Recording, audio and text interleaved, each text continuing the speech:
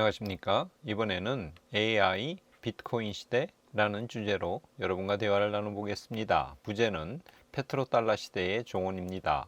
현지 시간 13일 미국 노동부는 6월 2일에서 8일까지 신규 실업수당 청구 건수를 발표했습니다. 24만 2천 건이었는데요. 이 수치는 한 주 전보다 1만 3천 건이 증가한 것으로 주간 기준 10개월 만에 최고치입니다. 이렇게 실업수당 청구 건수가 늘었다는 것은 경기가 식고 있다는 의미입니다. 또한 같은 날 5월 생산자 물가지수 PPI가 발표되었는데요. 전월 대비 0.2% 하락한 것으로 나타났습니다. 이것은 월가의 예상치 0.1% 상승보다 낮은 것으로 이렇게 물가가 둔화된 현상 역시 연준으로 하여금 기준금리 인하를 고려하게 하는 요소입니다. 12일에 연방공개시장위원회 FOMC가 열렸는데 거기서 기준금리를 기존대로 유지했고요. 회의 후 파월은 인플레이션이 기대보다 빨리 둔화되면 그에 따른 통화정책 대응을 할 준비가 되어 있다고 긍정적인 발언을 했습니다. 시장에서 인플레이션이 가라앉는 조짐이 보이면 금리 인하를 하겠다는 뜻이죠. 이로 말미암아 시장에서는 금리 인하에 대한 기대가 증가했습니다. 뉴욕 증시 인공지능 열풍의 수혜로 기술주인 어도비가 급등했습니다. 나스닥 지수는 5거래일 연속 역대 최고치 행진을 이어갔습니다. 이렇게 나스닥이 상승한 데에는 방금 말씀드린 것처럼 미국의 인플레이션 지표들이 연일 누그러지면서 금리 인하가 시작될 거라는 기대가 커진 점도 한몫했습니다. 잠시 책 소개를 해보겠습니다. 몇 달 전 3월 15일 날 세계일보에 실린 기사인데요. 김창익이라고 25년간 경제신문 기자로 일한 저자가 비트코인의 미래라는 책을 냈습니다. 그 기사 내용 소개인데요. 여기서 저자는 달러 패권의 역사와 그 한계를 분석하면서 비트코인이 가질 위상에 대해서 조망하고 있습니다. 지금까지는 석유와 그에 대한 독점적인 결제권을 가진 달러의 조합, 커플링이 만들어낸 페트로달러 시대라고 볼 수 있습니다. 1974년에 미국과 사우디아라비아는 협정을 맺어서 석유 거래를 달러로 할 것을 합의했죠. 그것이 페트로달러 시대입니다. 그런데 앞으로는 탈석유화 현상이 발생하면서 엄청난 양의 전기 사용 시대가 도래하고 그래서 전기와 비트코인의 조합, 커플링인 일렉트로 비트 시대가 도래할 것이라고 저자는 내다봤습니다. 김창익은 비트코인을 이해하려면 그것을 새로운 화폐로 생각해서는 안 되고 비트코인을 그저 비트코인이 몰고 올 일들을 현상 그대로 이해해야 한다고 강조하면서 과거의 틀을 적용하는 것은 오히려 방해가 될 가능성이 크다고 목소리를 높였습니다. 앞으로는 석유 플러스 달러의 조합에서 전기 플러스 비트코인의 시대로 넘어간다는 거죠.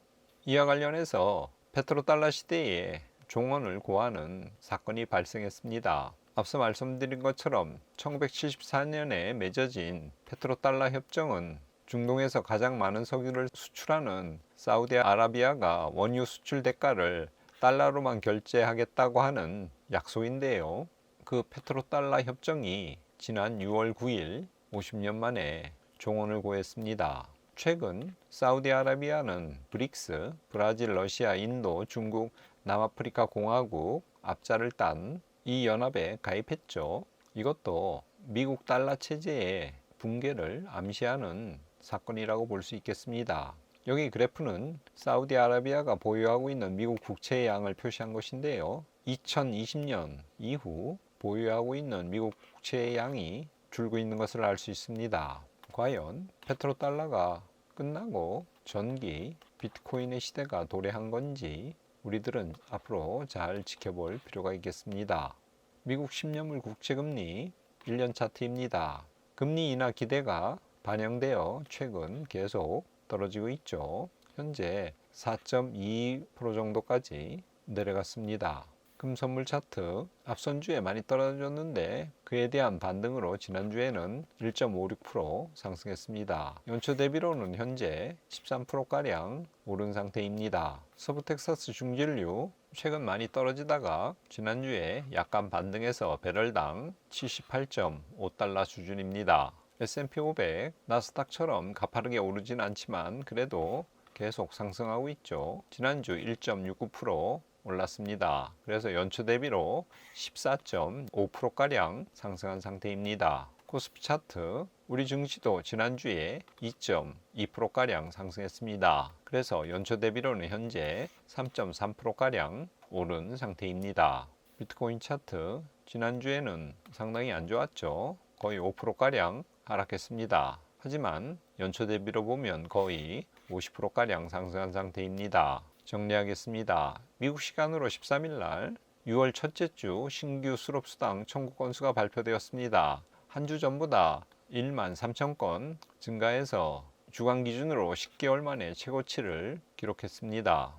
같은 날 5월 생산자 물가지수가 발표되었는데 예상했던 0.1% 상승과 달리 0.2% 하락으로 나타났습니다. 이렇게 실업수당 청구 건수는 많아지고 생산자 물가는 하락하자 연방공개시장위원회에서 인플레이션이 기대보다 빨리 둔화하면 그에 따른 통화정책 대응 준비가 되어 있다고 하는 연준 의장 파월의 발언과 맞물리면서 시장에서는 금리 인하에 대한 기대감이 커졌습니다. 아울러 AI 열풍이 지속되면서 특별히 나스닥은 5거래일 연속 역대 최대치 행진을 이어나갔습니다. 6월 9일 날 50년간 지속되던 페트로달러 협정이 종료되었습니다. 앞으로 달러 위상이 어떻게 될지 잘 지켜봐야 될 것 같고 페트로달러 시대가 끝나고 앞으로는 전기 비트코인 시대가 온다고 하는 주장이 맞는지도 잘 살펴볼 필요가 있겠습니다. 오늘은 로마서 5장 1절에서 2절 말씀을 가져왔습니다. 제가 읽어보겠습니다. 그러므로 우리가 믿음으로 의롭다 하심을 받았으니 우리 주 예수 그리스도로 말미암아 하나님과 화평을 누리자. 또한 그로 말미암아 우리가 믿음으로 서 있는 이 은혜에 들어감을 얻었으며 하나님의 영광을 바라고 즐거워하느니라.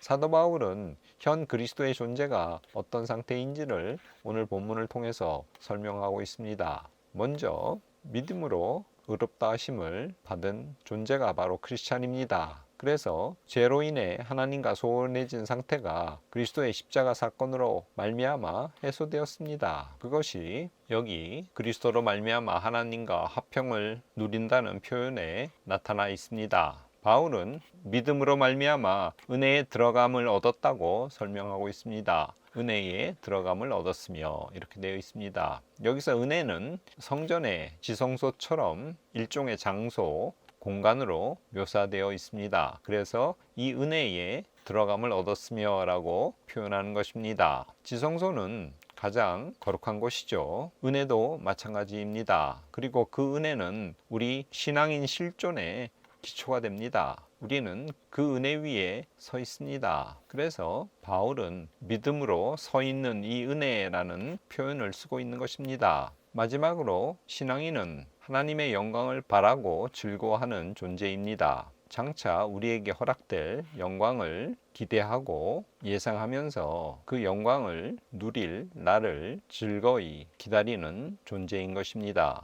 깽호의 두런두런 시청자 여러분, 이번 한 주도 바울이 말씀하신 대로 하나님과 화평을 누리고 믿음으로 은혜의 현실 안에 들어가서 장차 우리가 누리게 될 영광을 바라고 즐거워하는 한 주가 되시길 바랍니다. 끝까지 시청해 주셔서 감사합니다. 오늘은 이것으로 마치겠습니다.